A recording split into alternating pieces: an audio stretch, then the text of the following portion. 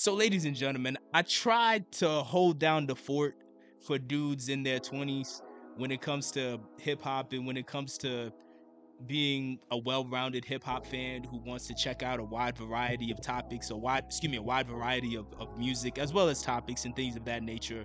Because I do feel like the older generation is, and this happens in every generation, the older generation is constantly disrespecting the younger generation and the music they have. However, some of these YNs make it extremely hard to want to bother and try to defend or try to show some respect or put some respect on the younger generation.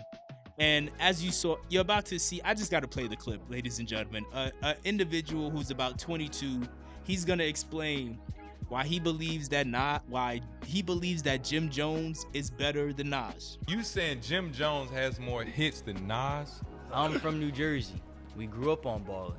That's one. We did not grow up on one mic. Pop Champagne, Summer in Miami. That's a classic. If I Rule the World. How is that comparable to those songs you just said? I'm 22. Every Nas song that my man's MJ played, we said we heard that from what, Dub?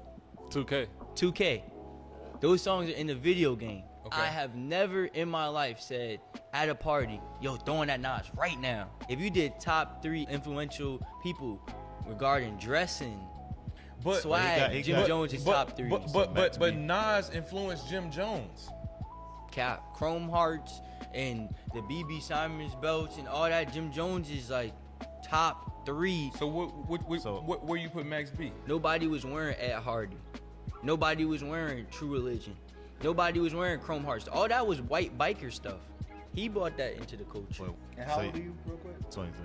23. So Nas first dropped 94, right? So that's a different time period where this is not really even checking for numbers yet. He came in at a period where he's checking for the skill of the game. You're comparing 2 different eras, and I feel like it's a little bit disingenuous. It's the difference between being in the game and being relevant. But Jim Jones is more relevant than Nas. Jim Jones and Nas are in the same era. Jim Jones is 48 years old.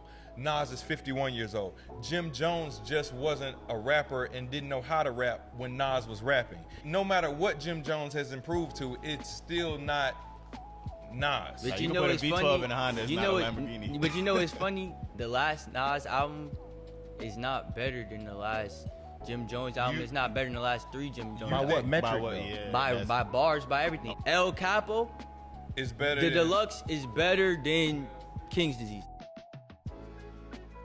So, it's needless to say, that was a completely ridiculous argument.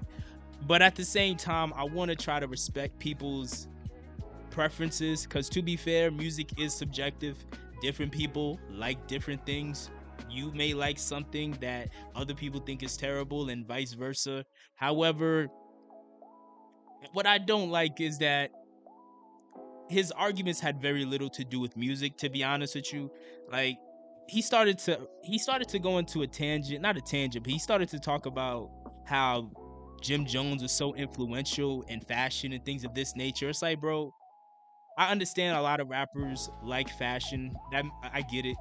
However, if you're saying that one rapper is better than the other, talking about their fashion sense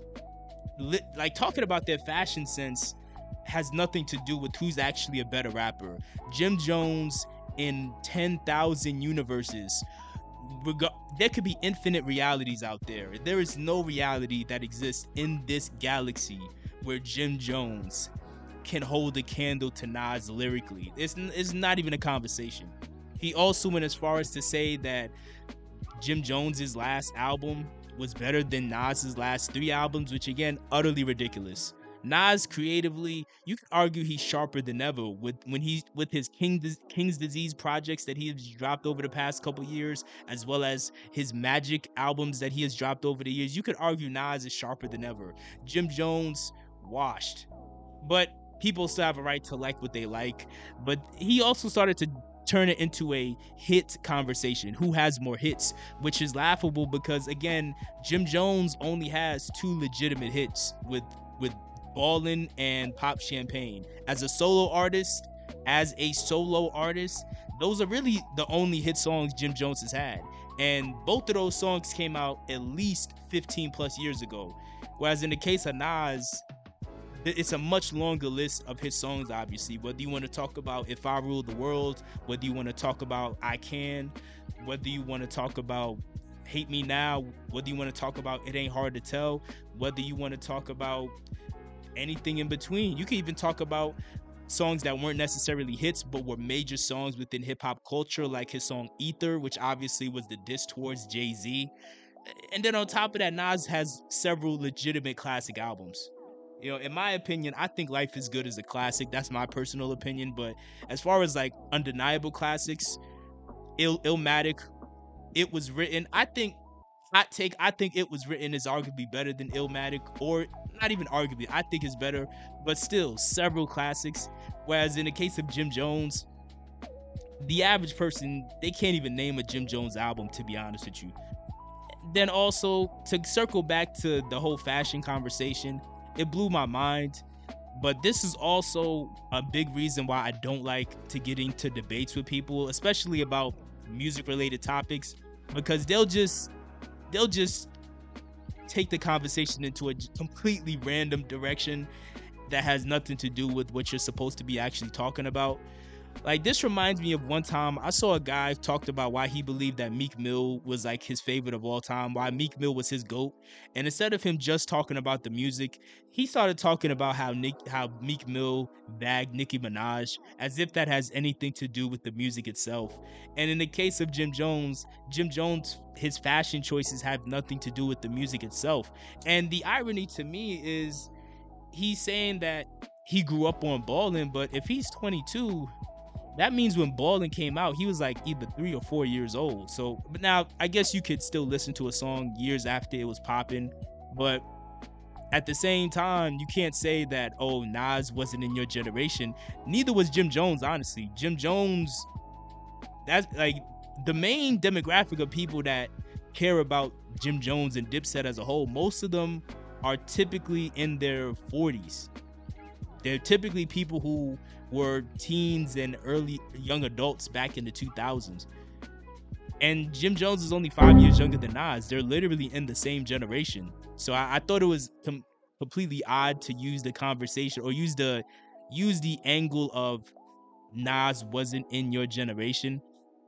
I just think that's ridiculous. He says he's from New Jersey. Maybe it's a New Jersey thing. I grew up in Queens, so maybe I'm just too biased because I grew up in Queens. But either way, I like this conversation seemed laughable, honestly. And it's conversations like this, clips like this, that make dudes in their 20 look make dudes in their 20 look bad, make dudes in their 20s look bad, because there's no logical argument to try to say that Jim Jones could ever hold a candle to Nas. It's crazy to even say that. But at the same time, people's experience, lifestyles, who their friends are listening to, all of these random things can affect how they view certain artists. But it's not even close, man. Like, I am floored. I am floored with somebody legitimately trying to make an argument that Jim Jones could hold a candle to Nas.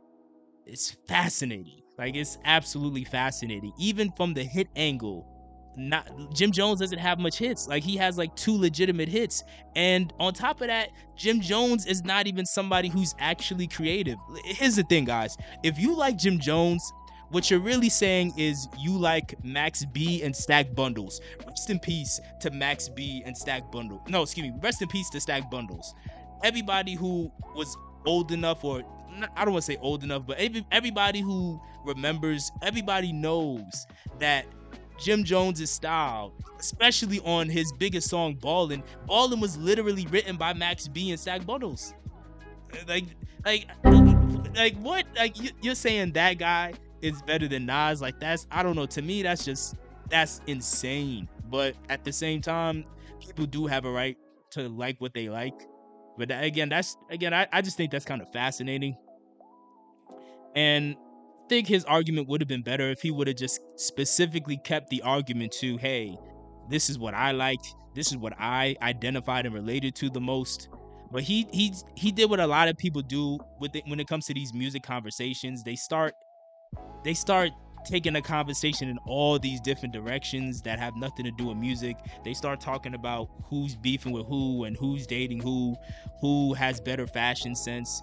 Like, he even at one point said that Jim Jones is more relevant than Nas, which even that isn't, in my opinion, that still isn't a good argument to make, because what has Jim Jones really been relevant for in the past decade? It's definitely not music.